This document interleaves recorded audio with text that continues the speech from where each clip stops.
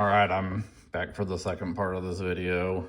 I got all the decals done and they turned out really well. Like I pointed out, I straightened out those pinstripes because on this car, unlike the Darrell Waltrip car, you don't have those stripes that go around the back window. And then these are a mix of the Terry Labonte 89 Thunderbird decals and the kit decals.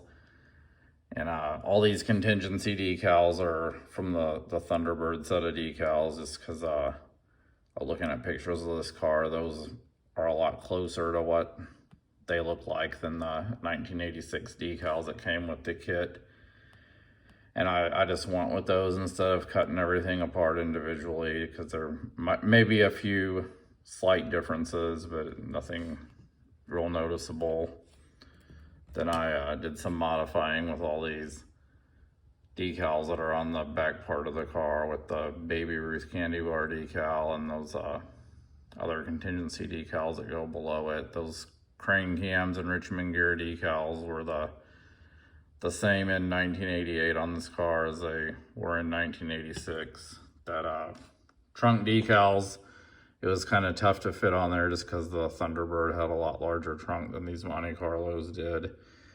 And then all the Budweiser and number 11 decals are the ones that came with this Monte Carlo kit. And so it turned out really nice. And then I got everything put together on the chassis, so all I have to do now is put the body onto the chassis. And I'll wait to put the windows in until after I do that, because they go on from the outside. That way I don't have to worry about knocking anything loose. And I always put these air cleaners on last also, just because the same thing, they won't get knocked off or anything during the process. My engine turned out really well, a lot of really nice detail I was able to put on it with the hose and distributor. And like I said, I used some Moroso valve covers out of an AMT kit instead of the factory or the kit valve covers. And there's the interior. I got that water bottle detailed nice and got those decals and the gauges. And this car still had the that smaller seat that they used in the 80s. I noticed in the video of it with the headrest that was mounted to the roll cage. And it had a black fuel cell also. On the, go ahead and show the bottom of the car.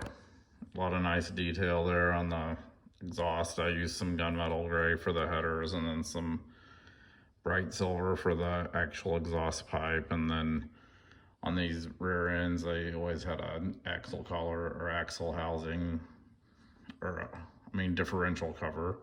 That was the same color as the car usually, and the axle housing would have been black. And then those trail arms were usually painted black with and that cover over the drive shaft was always the same color as the car also. That turned out nice.